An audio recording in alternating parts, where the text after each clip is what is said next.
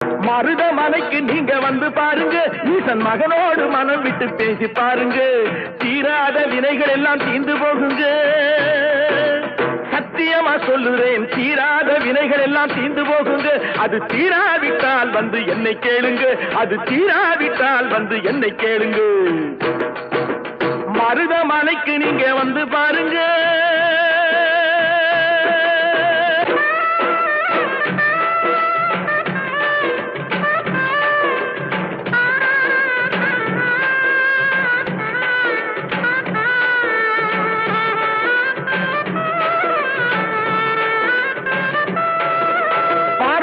சிவனாரும் மிதிச்ச மலை, இங்கு பாம்பாட்டு சித்தர் வந்து வசிச்ச மலை.